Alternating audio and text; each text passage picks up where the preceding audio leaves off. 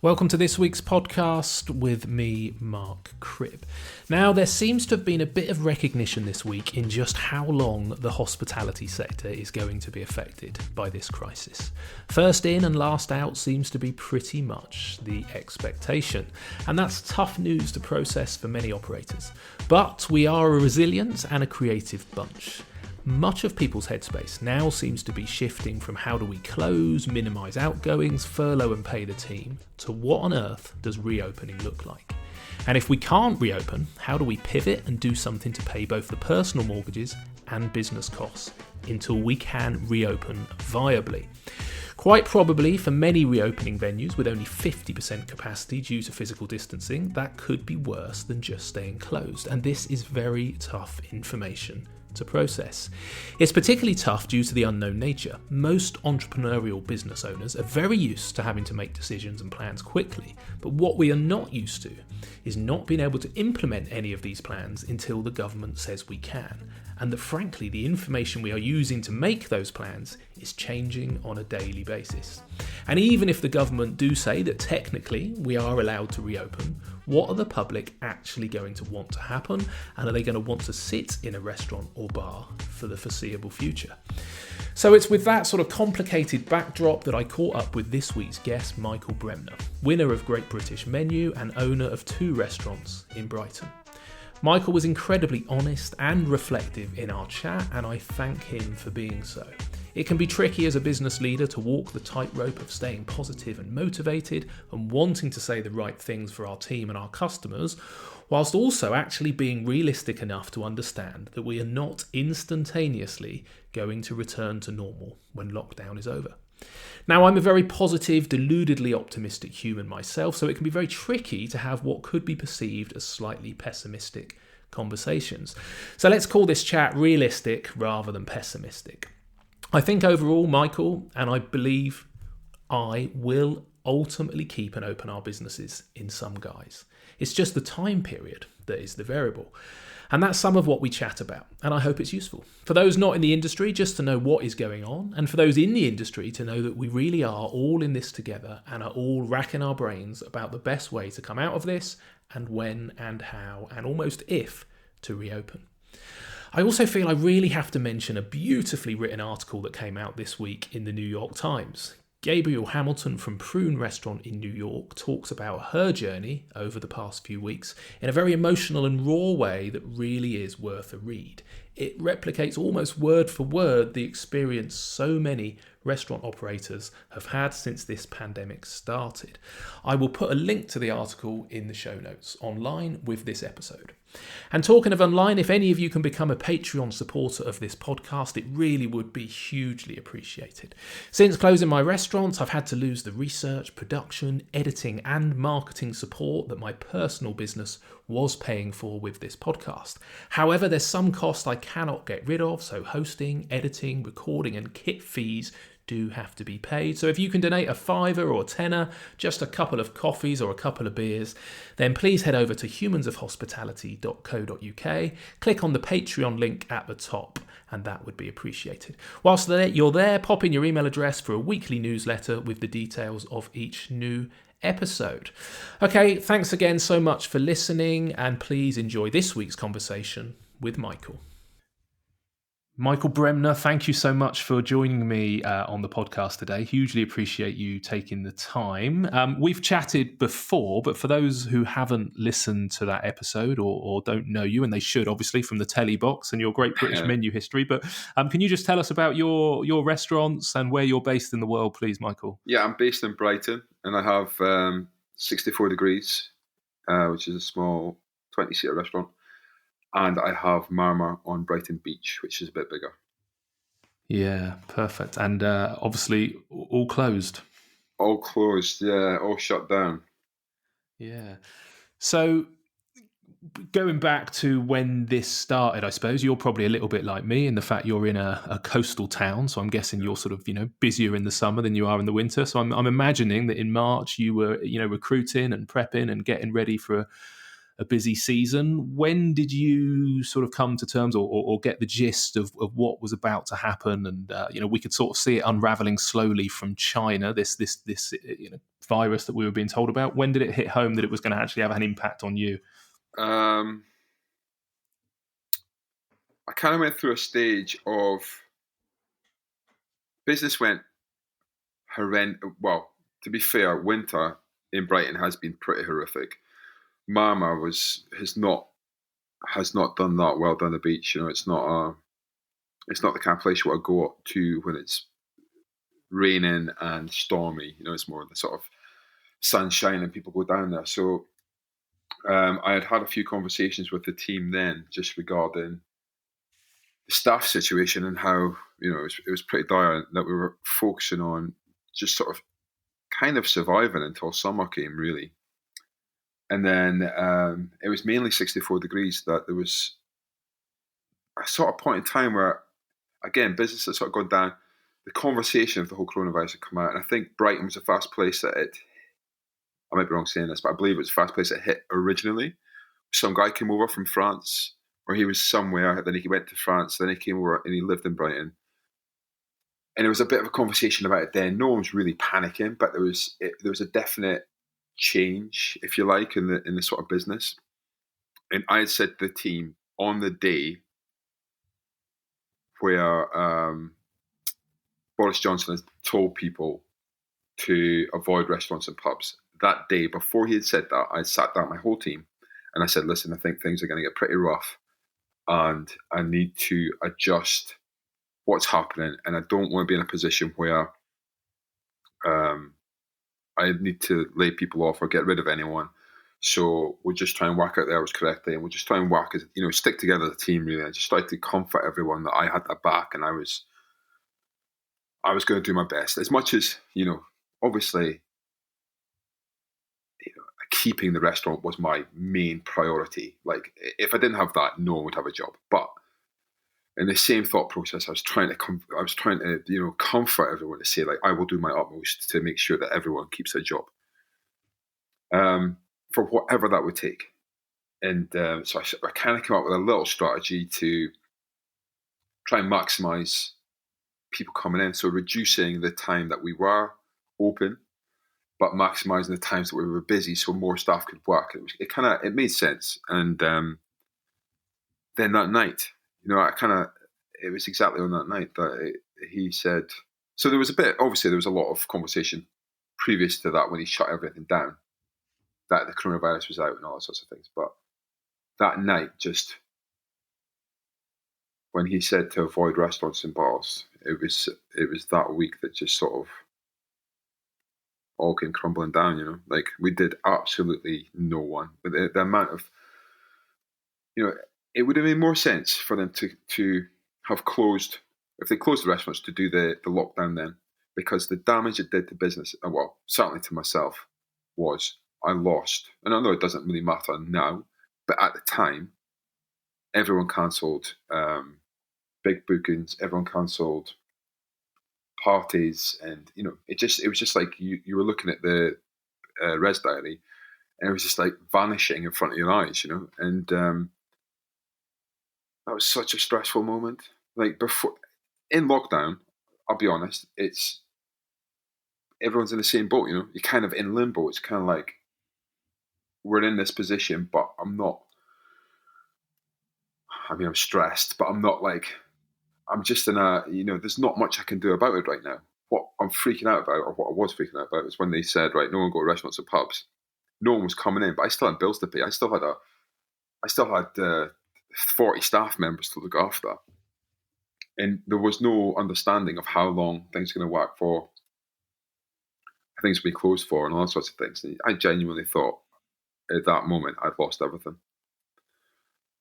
And, that was a tough week. Yeah, and like everyone else, which I'm sure I said this in the podcast previously, is that people that open restaurants, they put their heart and soul into it. It's not like, oh well, I'll chuck a couple of quid at it and see what happens. Like, you genuinely give it your life, and for it to be taken away like that, it's destroying. But then this point in time, you kind of get a chance to clear your head. I'm working on a few ideas and things, and hopefully I'm going to get into the restaurant and do a bit of redecorating and all that sort of stuff. and to kind of use my time wisely. But then what I'm really freaking out about is when lockdown gets lifted and there's no vaccine or anything like that, and everyone's still not coming out, and you still got bills to pay. I share that 100%, and we'll come back to that a little bit. I also share you started by just explaining how tough a winter it had been, and that you weren't alone in that. I think anybody on the coast, Kiara, George, Dennis, I could list off all of these storms that we got battered by over the winter, and they all came at a weekend, didn't they? I'm sure you know that. Most people don't remember, but none of them came on a Tuesday. They all came on a Friday, Saturday, Sunday. So we were limping out of the winter ourselves, sort of, just hanging on for dear life. And the timing wise, it was just before Mother's Day, wasn't it? So I'm guessing you were probably similar. Fair few booked in for Mother's Day weekend, and it was the first sunny weekend of the year. Yeah, we had like 100 booked. But the thing is, with that, when you're in that sort of, the hard thing is that when you're super busy, you do more in a day in the summer than you do in a week in the winter. And I've always tried to put myself in a position. I always wanted to, with Mama, to be able to keep people's jobs there, not make it a seasonal thing so it's only open for 6 months of the year or it's only open for 8 months or whatever. I constantly wanted to be open. And that's kind of what I sold it to the council when I went in there, was to say, try and get people down there. I've always been a believer that if you've got something worth going to, that people will come to it. But it's just been so, it was so brutal. You work so hard over summer to make a living, and then you lose every penny of it basically over a winter trying to survive and trying to keep your staff, which is just horrendous. It's such a miserable way of thinking about it. It really is, yeah. And I think that's got harder over the years. I think go back a few years, and this has been interesting, I think, off the back of the industry almost opening up about how quickly it's hit catastrophe after the closure. Everybody pretty much has come out and gone, you know how tight our margins are. Do you know how little cash we had in the bank? Do you know how hard the last few years have been? And I think it's been quite relief in some ways to find out that, it's not that we're individually shit operators. It's just a particularly tough period. And it is pretty depressing. Our business model definitely 5-6 years ago used to be make enough in the summer, keep most of the team on for the winter, because that way you could make more again in the summer. But it has changed, and we were already looking, after a tough winter before Corona, we were looking at, are we going to have to restructure? Are we going to have to run a much leaner team in the winter? Are we going to have to close more in the winter than we want to? Just because I think the margins have changed, and then Corona has kind of just multiplied that by 1,000%. I think. I mean, we had made the decision to close. So from now on, with Mama, we were going to close over our winter time.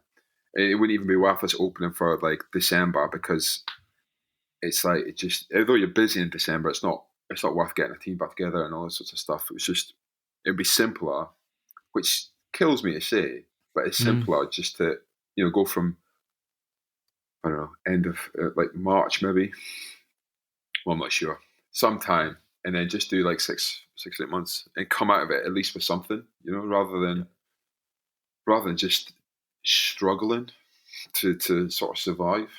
And all you're doing really is, I mean, you're keeping incredible staff, but I've got far too many grey hairs. So I've got far too many, At least you've got hair, Michael. I remember. I was envious at the time, but you're like, my one consolation was at least it was grey, but still far too thick. Your team, then, when you spoke to them, it must have been quite emotional, I suppose, that first week when you sort of you were coming up with these plans, and the plans were probably changing on a daily basis. But like you say, I think we work in hospitality because we love people, and your key thing was, yes, protect the business, but primary concern for that is protect the people. How was their response? Have they been grateful and supportive? Because it's still a tough time for them, isn't it, in the fact they're not getting paid, although I guess they've been furloughed now. They've been furloughed, yeah. I tell you what, my team have been incredible. Every one of them, I said to them at the beginning of time, we actually closed 64 degrees just before lockdown. And I said to the team, I will do my best to, I'll obviously, at the end of all this, you guys have got your jobs, but obviously got their jobs. But if you want to go and find anything else, I'll support that. I'll help you in any way I can. And every one of them said, "No, I'm coming back. It's not even a question. I'll 100% come back." So I love my team. They're such an incredible group of people. Yeah, it's nice, isn't it? I think it's probably the key time that I've got emotional in this whole situation is, and I've got just over 100 people, and the level of support when fundamentally I was going out to them and saying, look, this was just slightly before the furlough scheme was announced, and I said, look, I can't do, the best I can do is try and pay you till the end of this month, and even that's going to be really, really challenging, but I will do everything I possibly can to pay you in full for the month of March, but I can't see any other way that I can pay you after that. And that's an emotional kind of, conversation to have with your team, isn't it? And yet they were so supportive Yeah, and so helpful and offering to come in and help for free and come in and help shut down the business and all that yeah, kind of stuff. And it reminds you, I suppose, of what a lovely sector we're in, which is good because, as you've alluded to, it's incredibly tough and tight margins. And maybe, we'll come on to this, but there's probably an inevitability that less restaurants are going to be in existence at the end of this than there are now. And maybe yeah. there'll be a bit of space for those that get through it. I think the key thing about the team factor in it as well. It's sort of, I've always appreciated my staff. I've always done everything I can to treat them like gods. I've always thought that if you treat your staff with such respect, then they'll treat you with respect. I haven't always been like that. I have had my moments of being a bit of a knob, but at the same time, since I've owned my own business, I think I've always been extremely fair, and I've always treated my team like they are my world. And I do feel like that. I find extremely. I do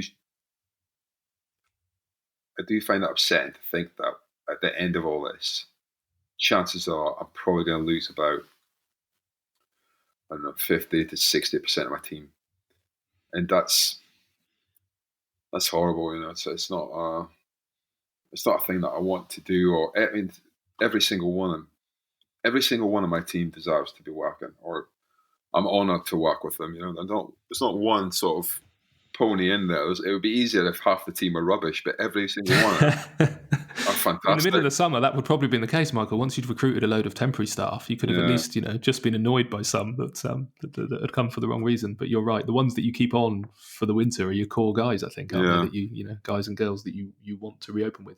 And I suppose the disappointing thing with our sector, isn't it? It's a lovely bunch of human beings who love smiling and looking after people, and hospitality, cooking is their thing. And as things stand at the moment, it's very difficult to visualize, the time period, I suppose, for this sector to recover. And I'm thinking about masks and stuff like that. And you think, hospitality is created through a smile, isn't it? So when you yeah, walk in the door and the barman, gives you a big grin, and it's that welcoming kind of touchy-feely environment. And the thought of walking in and seeing a guy or a girl in a mask stood behind a perspex screen, that's not hospitality, is it? no, But anyway, let's hope we can come up with a better solution than that. So there must have been that presumably point of elation then between the Tuesday when Boris said, "Okay, don't go to bars and restaurants," and it looked completely catastrophic, and then Rishi coming out and talking about the furlough scheme and looking after your team. Presumably that was a high point, I suppose, in all this, was it? Knowing that at least your team were going to get paid. yeah, massive. I mean, I spoke to all of them, and I'd said, I was going to, similar to yourself, I'd said that I'd look after them as much as I could. And I mean, to be honest, then in Mama, we'd had such a horrific month that I was kind of struggling to pay them anyway, let alone closing. And it was, yeah, it was such a relief, if you like, to thinking, because you've got to make, you almost start looking at people and thinking, like, it's almost like things are a luxury, having, when you start like breaking things down, kitchen porters are one of the most important people in the team. I've got such a fantastic couple of guys that are kitchen porters. One in particular is called Jordan. He's been with me for years, and you almost start thinking, like, people that come in and wash the dishes is a luxury. It's almost like the chefs are going to have to start taking that over, and how you can save bits here and there, and all that sort of things, and to know that, I suppose at the end of the day, even if it's for however long, knowing that the team are getting paid. I don't know how long it's going to be closed for. Everyone's sort of up in the air at the moment. I'm hearing it's going to be June. Is it June that they're saying? But Yeah, even that seems seems challenging. I don't know. Yeah, we'll come back to that because there's a few dates kicking around, I think. yeah, and just knowing that they're going to be sorted. But then Inevitably, once we open again, that's going to be the challenging time, because that's going to be the point in time that, in brutal honesty, is that as much as I want to keep everyone, there's the the facts are that businesses, probably I read somewhere that businesses are going to be probably running at 45 to 55% loss or difference compared to lower than what it has been previously. Which, how how do you even work that out?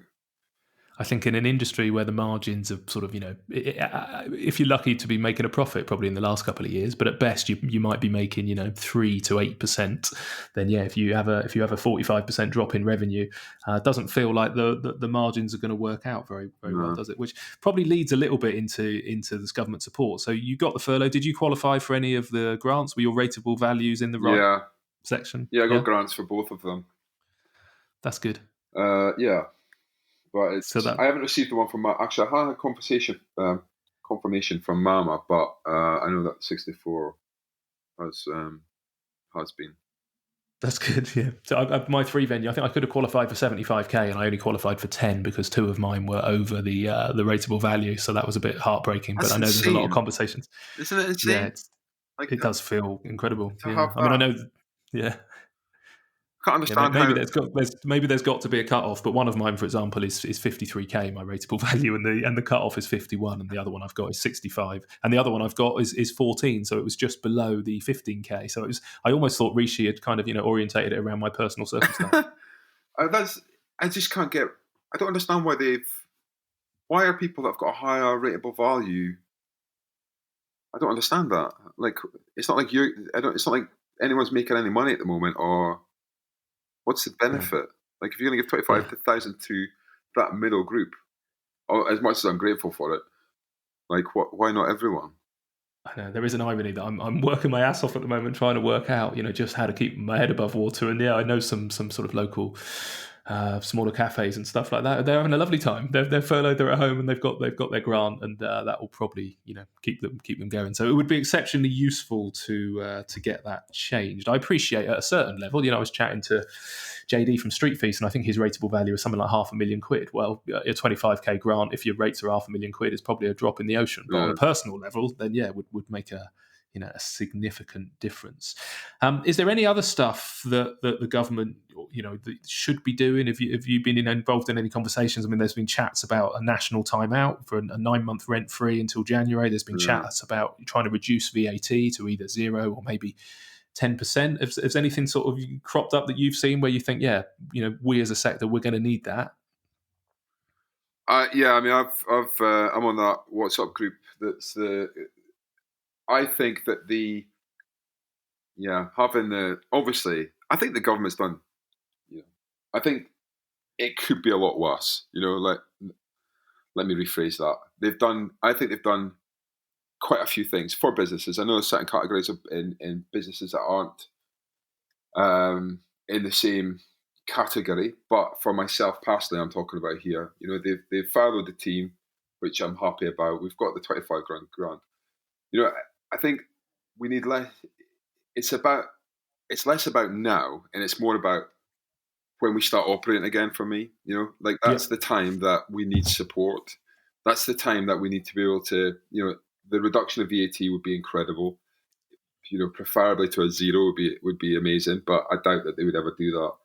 And then obviously having a rent-free period again, that'd be amazing. I'm quite lucky because I've got the council's my landlord, so they've been pretty understanding about the whole thing, and I haven't had the the threatening email letters and stuff that I know that some people have had. Have they indicated whether they'll give you any kind of discount, or at this stage are they just not chasing you? They're just going to have initially they've just said that there's no problem for 3 months sort of thing. That but then obviously if it keeps rolling on, they just automatically said like it's cool for 3 months, don't worry about it. I don't know. Obviously we need to pay the rent at some point in time, but you'll need to. The only thing that I'm worried about is that everything that's happening is going to end up being everyone's going to be an insane amount of debt. the loan that you can get, I am considering something I have thought about, toyed around with my mind. Biggest thing for me, right? Mama, I reckon, depending on when we open again, because if it's, some people are saying Christmas, and if we open again in winter, as it stands, we run at a loss at winter. There's absolutely no point in opening. At 64 degrees, it's a 20-seater restaurant. It's tight. It's smaller than your airing cupboard. Do you know what I mean? It's like you've got to almost hug the person next to you to sit down. And I'm just terrified that I almost think like I'm going to do something else. I don't know what I'm going to do yet, but in my mind, I can't open 64 degrees as it is, simply because no one's going to eat in there. Until there's a vaccine, who's going to want to go and sit in a restaurant where you're inches away from someone, sitting in front of a chef who's, like you say, probably not going to be, I can't imagine the guys wearing masks and all that sorts of stuff. I've just got no idea. Like, no, like 64 degrees is I don't have a favourite. I always tell people I don't have a favourite, but at the end of the day, I gave my life and soul. Like, I genuinely gave my life and soul to open 64 degrees. I threw everything I had into it. I gave it everything. And I think that's what makes you appreciate something so much. Like, for me, the thought of not having it upsets me more than anything. Like, I can't, it sounds stupid, but it's almost like it's a part of me, it's like, it is my little baby, it's like, not being able to do what we do there, it's so hard. So then the thought process is either do we just, because my rent is relatively cheap, to be fair, like, do I just close both restaurants, go and do something else, close both restaurants, and just wait until next year, until it all blows over? Is that an option? It could be crazy. Yeah. Well, no, I think it's good, and I think it's why I have these conversations. Is it's good to know that other people are having the same thoughts. I'm looking at putting a CBILS application in, and I've got a spreadsheet for every possible scenario, and it's just ridiculous. Never before. I mean, forecasting's always a dark art, isn't it? Because you don't know that Storm Kiara is going to arrive on a Saturday instead of a Tuesday. But never before have I had so many variables and spreadsheets and 100% the same. You look at it and you go, you know what? The best thing would be just to stay closed until next spring if there was some sort of support there. The problem is my rents are huge. What happens with the team? And you think, God, is it do you just borrow more money to get into more debt to limp through to spring when all of that money is going to be going on staff and rent that you don't need because the business is running at a loss? Or is it harder to start from scratch next spring and come out of it with maybe only 3 or 4 of the key people? And try and rebuild it from zero. And it's a toughie, isn't it? I still don't know the answers. I guess that's because we're working on this own unknown of when are we going to open. And it seems to be whether there'll be a sweet spot in the middle, the huge places, like I say, the street feasts that take thousands of people, or the tiny little places where you've got 20 people sitting sort of, bum cheek to bum cheek. That's a problem, isn't it? But even in the middle, you go, right, if you've got to put, all of a sudden you've got to move your tables 2 meters apart, it's kind of like if you drop your capacity by 50%, is it viable? This is the problem we've got for the entire sector, isn't it? And I was looking at conference rooms in London where they say, look, normally we could get 500 people in this room, but with physical distancing we can get 80. Well, we pay rent on the fact we can get 500 in, so if we can only get 80 in, it's a mess, I think, for the sector, isn't it, as to how we come out the other side and what that looks like and how long it takes. I think ultimately people love restaurants. They probably love them even more now. I think we're really realising what a social species we are and how we do really love our local bars and restaurants, and maybe some good stuff will come off the back of this, because ultimately we've had other plagues and illnesses in the past, isn't it? Restaurants will bounce back. It's just the support in place and the time frame, I guess, isn't it? Yeah, you say that, but how many people are at home right now, not much else to do?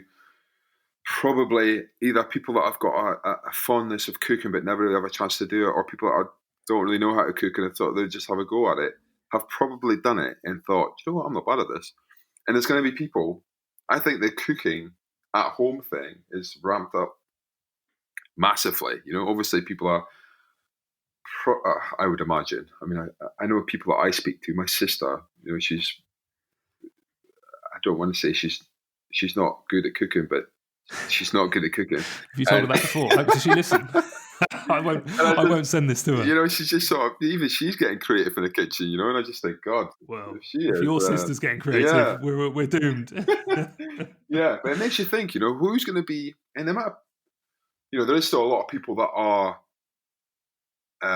working, you know, from home and stuff that are still making their income. And the amount of money they must be saving whilst they're in. Are people going to look at things and say, maybe we shouldn't go out and eat so much, and maybe we should stay at home and cook? And you know, is this something that's going to happen? I don't know. That is something that plays in my mind a little bit, just to think. I just can't do.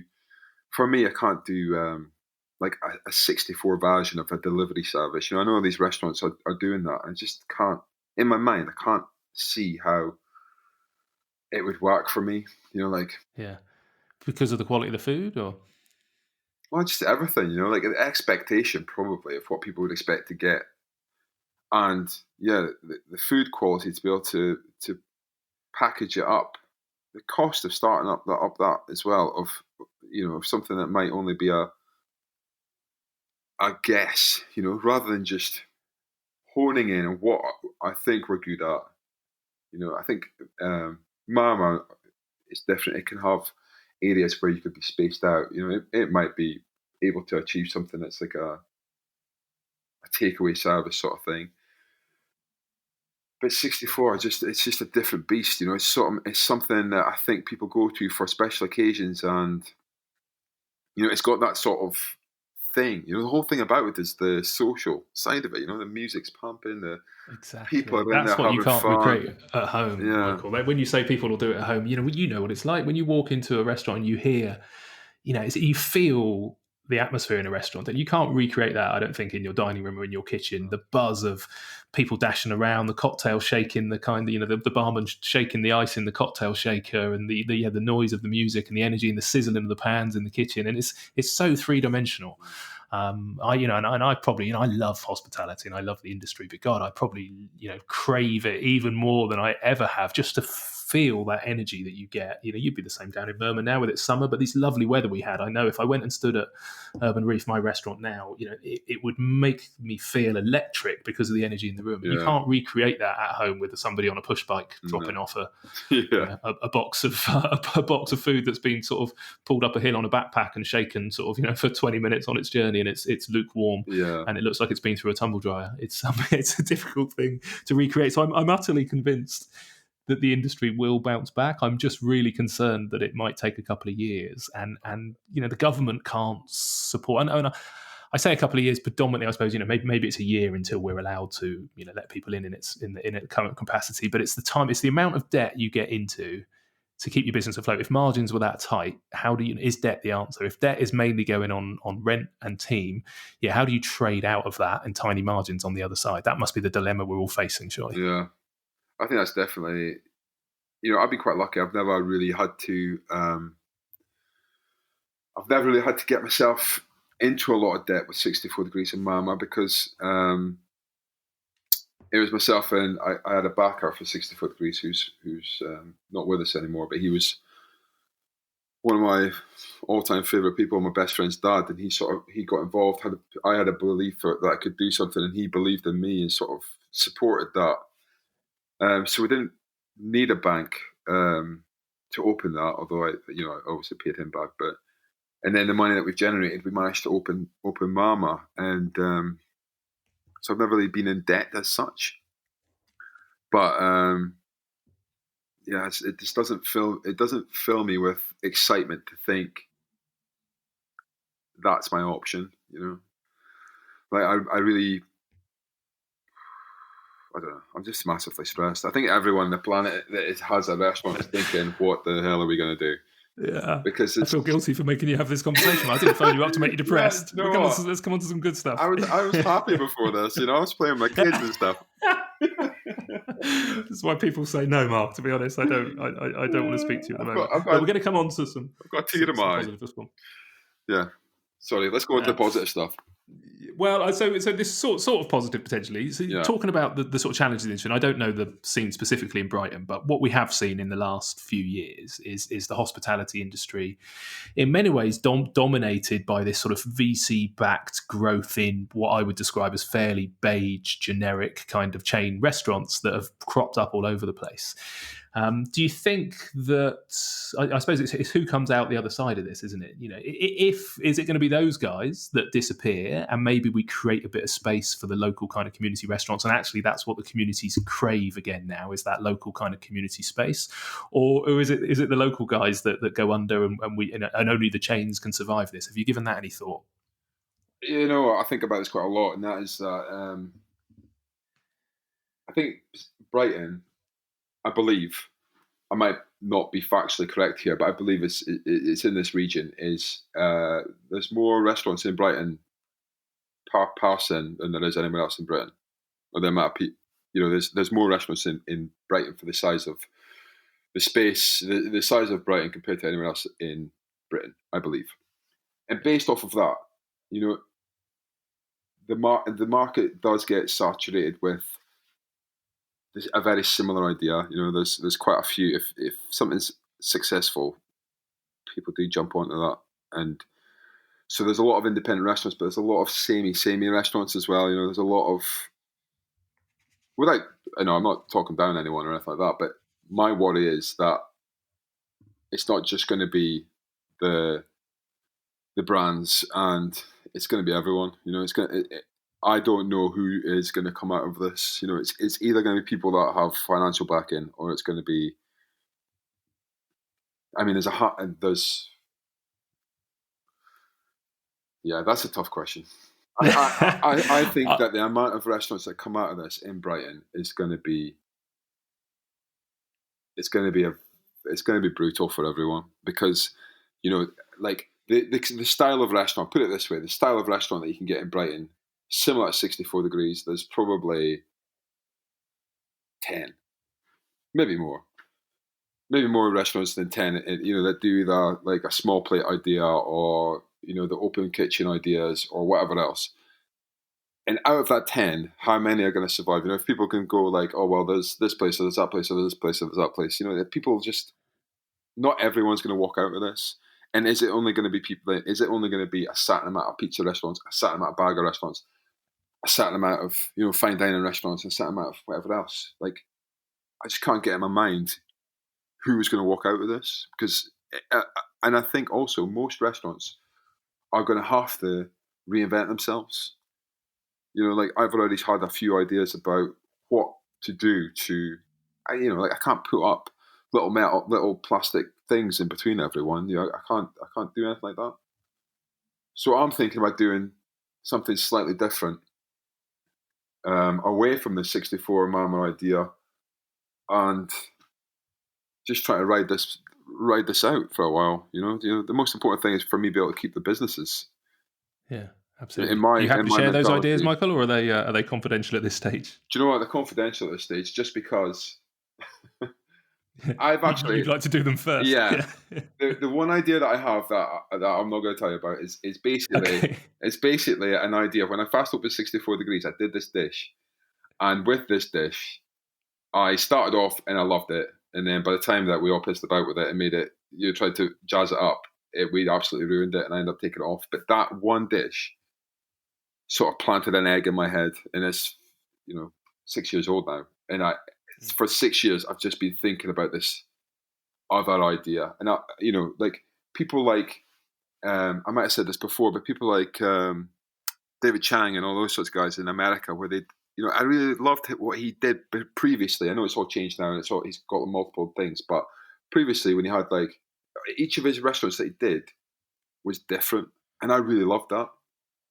I think we spoke about that last time we spoke, but it's like, so he doesn't I know he has now, but like, he had Ko, and then the noodle bar, Momofuku noodle bar, and then Sam bar, and all those sorts of things. But each one was sort of slightly different, that specialised in something.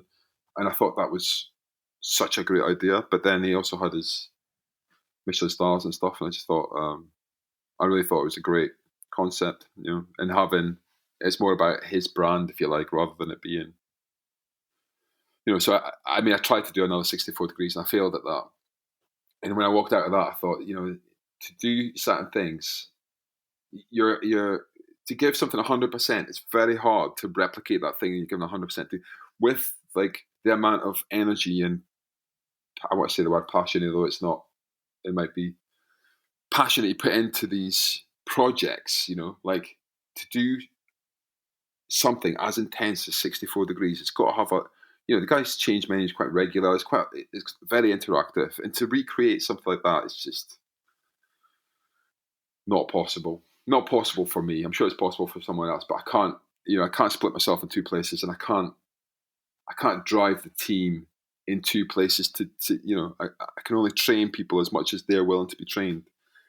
And it's a particularly complicated model, I guess, which people don't appreciate, isn't it? This is why I describe the sort of rollout stuff as beige, because you can't do that. If you're changing your menu every day and you've got a small team and limited covers, and you need to be in there and sort of driving it, and it's particularly in the reality of the world where also you've got to hit margin and turn over tables enough to actually make it viable. It is incredibly intense, and I was trying to get to a positive point, and if for me, if something positive comes out of this, I do think we needed to make some space in the sector. I do think it was saturated and it was becoming a little bit mediocre because everybody was just trying to make a living. And actually, if it creates some space for things like 64 degrees and that community, I was chatting to a farmer the other day, and he was looking at farming in a much more holistic and sort of planet friendly way, and the local farmers were saying to him, well, there's no way you can feed the world if this is how you farm. And he said, well, look, I don't want to feed the world, I just want to feed my local community. And you can run restaurants like yours and maybe mine in a local community, but you can't roll them out because they just require too much energy. So if we create some space for restaurants with the right level of energy, and the community are sort of there and they want to support, because certainly, again, locally, I've seen the local bakery and the greengrocers and the high street kind of butchers having a resurgence and being busier than they've ever been. And there seems to be this sort of feeling of gratitude from the community that these guys are there, and this local greengrocers does delivery, but nobody ever knew because they just used to use the supermarket, but they can't at the moment. So I'm hoping there's going to be this sort of groundswell, and you'll remember this. It was the point of this podcast being called The Humans of Hospitality and not the Brands of Hospitality, is that for me, life on planet Earth is about humanity and about human beings. And I keep trying to use the word physical distancing rather than social distancing, because I've almost never seen the local community more social and more looking after each other. So as eternal deluded optimist, I really do hope that this creates some space for interesting, quirky, energy-filled vibe, sort of, restaurants and bars that are awesome and not the same everywhere. I hope so. Massively as well, but I don't want to bring this conversation down a level. I was just trying to cheer you up, Michael. Come on, that was all bullshit, but I just wanted to make you smile. But the something I'm extremely worried about as well is the fact that the amount of unemployment is going to be, it's going to be humongous. The amount of unemployment is going to be in areas.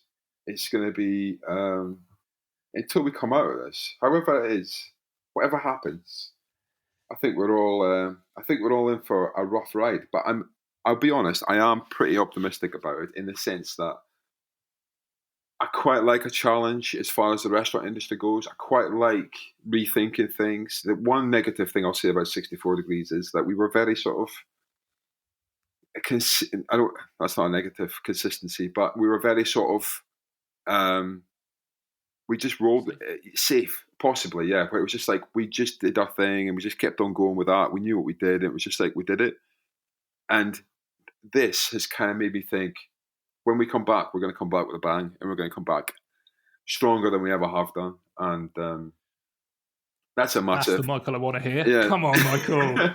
I've got images now of you sort of painting war paint on your face and slicking back your hair. You're going to run out of the room in a minute to your wife and your kid and go, man, I'm feeling pumped. Whereas 10 minutes ago, I was slightly worried that you were going to be leaving the room sobbing. So we'll almost have to end so that I leave you on a positive. But you're right. I think it's weird as entrepreneurs. Maybe we don't describe ourselves as that particularly because it can sound a bit naff. But we do thrive in that kind of, the chaos of business and rapidly making decisions and stuff. I think that the biggest difficulty I've had in speaking to some of my colleagues is that we're very used to making decisions fast and pivoting and doing what we need to do. But this is the period of the greatest uncertainty, because normally you can say, right, I've got this business idea. I'm going to launch it on this date. This is the marketing I'm going to do. But at the minute, we can't plan because we've got no idea when we're going to be allowed to open. And that seems to be putting a lot of stress on some of the people I talk to, because they've just not been in that position before of knowing they need to make decisions. A little bit like you say about bringing your team back, and I much the same. This sort of recognition that I'm probably only going to need to bring back half the people. But I can't implement that at the moment because I don't know when it will be. And also they're furloughed. And the old point of furloughing people is that you don't have to make them redundant and you don't have to lose them from your book. So, yeah, I guess we're in this really unusual period of limbo for business people who are used to sort of, thinking of ideas and then acting on them, aren't we? Yeah, that's exactly it. Yeah, you hit the nail on the head. Good. There was no question there. Whilst I want to keep you pumped and positive, I've seen a lot of stuff nationally. We've seen Leon kind of helping out the NHS. Is there any good examples in Brighton? As a sector that's fundamentally on its knees, we seem to have stepped up and we're helping community groups. Chefs are going in and trying to get involved and feeding the vulnerable and all that kind of stuff. Have you seen any good examples in Brighton of the industry kind of, I suppose, being a humanity first rather than business first? Yeah, I've seen quite a few people. To be honest, I've kind of been focusing on other things, but I've seen a few restaurants. There's one, not just one. There's quite a few that have been doing the NHS thing to be able to do like small delivery, simplified things that they do at the restaurant and things, which I think's it's really great. And I tell you what, I am loving at the moment is all the chefs cooking and then visualizing it. There's a word I'm trying to say here. Instagram. The Instagram. Yes, doing it online. Yes. Yeah, the live sort of broadcasts and stuff like that. Yes, that's the words, yeah. So it's like, I absolutely love that. There's a few things, my kids, when I take my kids into town and stuff, there's a few places they eat at, and one that they absolutely love is like, it's a mainstream restaurant, but Wagamama's, the chili squid, my kids absolutely love that. And when I'm in there, I'll have the firecracker, which is like a super spicy chicken thing with rice, and they put up on their Facebook how to make it, and I made it the other day just because I thought nobody's getting out, and I also made a version chili pickle I put up on their thing about the oxtail madras, which is one of my top favorite dishes I've ever eaten. It's in the top 5 favorite dishes I've ever eaten, oxtail madras. And I couldn't get any oxtails, but I just did it with like braised beef, and it was so good. I didn't make it anywhere near as good as them, but at the same time, it was so good. So these sorts of things, I mean, that's a benefit, I suppose, is sort of looking at the restaurants that you love and or dishes that you love and having little snippets of them, and trying to recreate things at home. I'm quite enjoying, which is quite different for me. I'm never really the kind of person that follows recipes, and looking at something and trying to recreate something that I enjoy is not something I've done before, I don't think. So I'm quite enjoying that. That's good. Are you getting some time? What does your day look like? Are you actually, you're not too much sort of buried under the the process, I suppose, of shutting restaurants and planning for the future? Are you actually getting to spend some time with your family and staying sane? Yeah, well, my missus does most of the sort of financial side of things and the accountancy bits and bobs. So she's been dealing with the furlough side of stuff. I've been just doing my working on things, writing menus, those sorts of stuff. Genuinely, I'm a book nerd. I'll stare at a book for days, and I can just get inspiration from reading a magazine or whatever. I'm very much, and I've been in the kitchen. Even the simplest of tasks, like making, I don't know, a fish finger sandwich. I'll go and I'll make the bread, and I'll go to the fishmongers and I'll buy the fish. And I pan it all myself, and I make it like an hour plus process. So I'm keeping myself busy by cooking more than I ever have done. Really amazing. I'm slightly sort of disappointed that I don't live closer to you, Michael. We could have done this in person, 2 meters apart, obviously. But God, I'd like a fish finger sandwich. That'd be delicious. Yeah.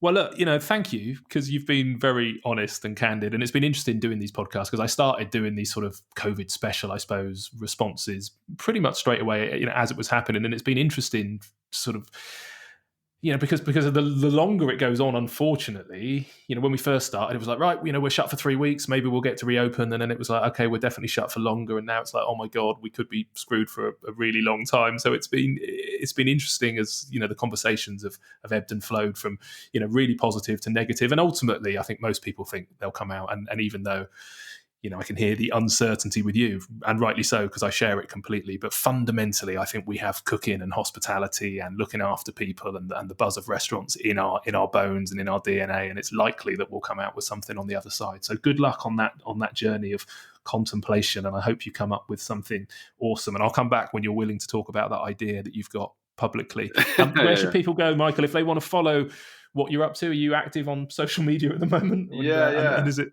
happy? Kind of highs and lows. I'm mainly making things my kids. I'm making like meringues my kids and profiteroles and that sort of stuff, which I've been posting on social media. Donuts I made the other day, which were incredible. Amazing. And so I'm at Chef Michael Bremner, and then you've got 64 Degrees, Chef at 64 Degrees, and Mama_restaurant, I believe is the. But then you can follow us on Facebook, Instagram, Twitter, all these things. You can find us.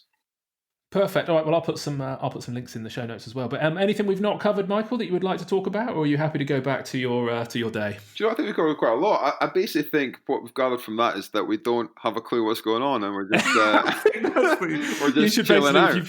If you've got this far in the podcast, you should probably just rewind, pretend that you hadn't listened, go back to your lives, and realise that we've imparted nothing useful whatsoever. We've not saved the world or anything today. We've just openly admitted that we've got no idea what's going on. That's fundamentally God. Maybe I'll edit it and I'll put this at the beginning, and then people can just listen on if they feel particularly motivated. But I love chatting to you, Michael. You're a good guy. So look, thanks for taking the time. Really appreciate it. Thank you. And best of luck with your plans. Cheers. You too. Okay, there you have it. Thank you so much for listening. As Michael indicated there, we have probably imparted no useful knowledge whatsoever, but we've had some fun, we've had a good chat, and I really hope you enjoyed joining us for it. So thank you for sparing the time. Pop to humansofhospitality.co.uk and I will pop up the links to Michael's pages and some links to the podcast itself, and also the link to Patreon.